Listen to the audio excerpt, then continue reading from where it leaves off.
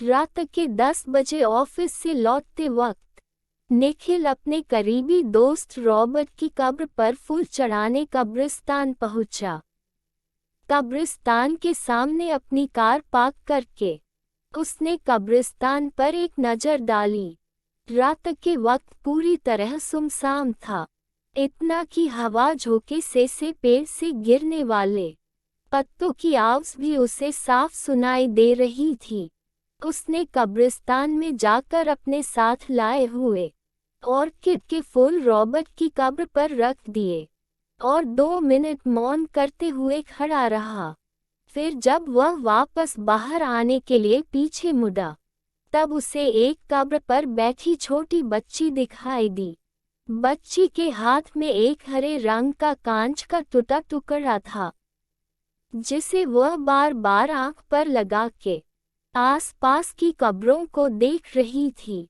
निखिल कुछ मिनट वहीं खड़े रहकर उस बच्ची को देखता रहा।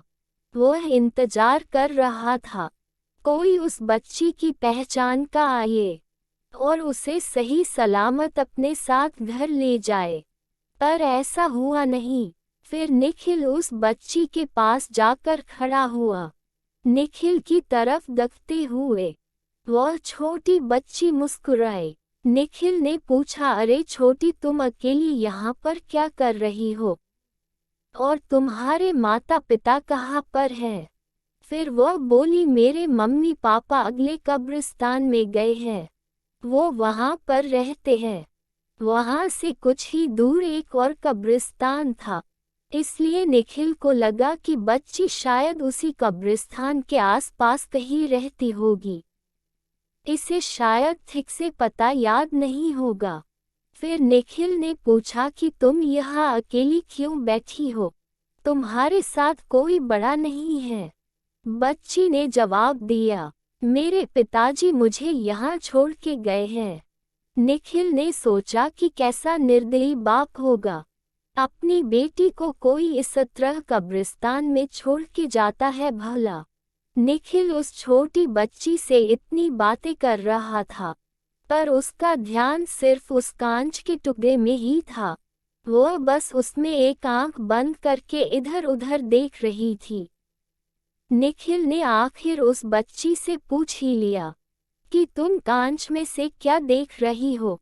उसने जवाब दिया कि इस हरे कांच के टुकड़े में मुझे गायब होने वाले लोग दिखते हैं। बहुत मजा आता है।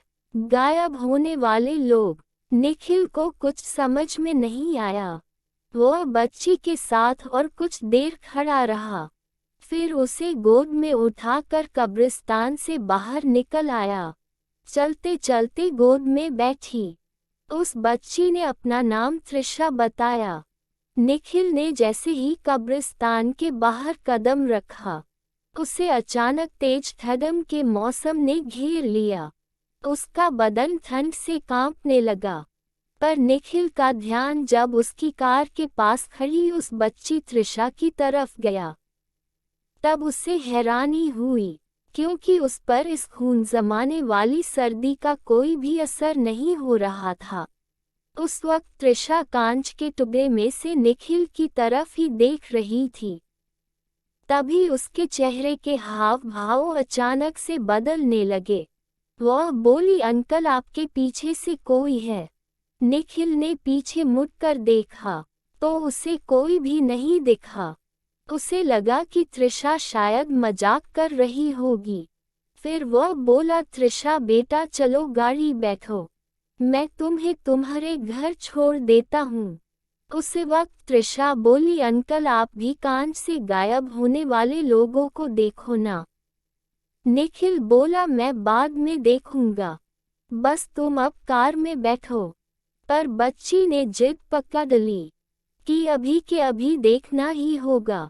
उसकी जिद पर निखिल ने जब वह कांच का टुकड़ा अपनी आंख के सामने लाया, तब दहशत से उसकी आंखें फट पड़ी, क्योंकि उस कांच में से जब निखिल ने कब्रिस्तान की तरफ देखा था, तब उसे वो दिखाई दिया जिसे कोई भी आम इंसान अपनी खुली आंखों से नहीं देख पाता।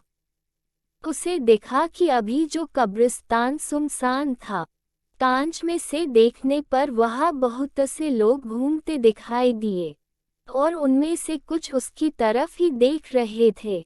और जब उसी कांच के टुकड़े से उसने अपने आसपास नजर डाली तो 3 बदसूरत जले हुए प्रेत निखिल को घेर के खड़े थे और त्रिशा की जगह उसे एक छोटा पिशाच दिख रहा था जो उसकी तरफ देखते हुए अपनी लाल टपका रहा था। यह सब कुछ हुसैन कुछ ही सेकंड्स में देखा था। वह अपने साथ गोद में किसको उठा लाया है, यह सोचकर वह डर से अधमरा हो गया। उसने तुरंत कांच फेंक दिया और भागने के लिए कार का दरवाजा खोलने लगा। तभी उसे खी ऐसी शैतानी हंसी सुनाई दी और अगले ही पल पूरे कब्रिस्तान ने निखिल की दर्द भरी चीख सुनी, क्योंकि वह छोटा पिशाच निखिल की पीठ पर बैठा हुआ था और अपने नुकीले दांत उसने निखिल की गर्दन में 2 इंच अंदर घुसे हुए थे और बड़े ही चाव से खून चूस रहा था। जब निखिल के शरीर का खून खत्म हुआ तब वह निष्प्राण होकर जमी।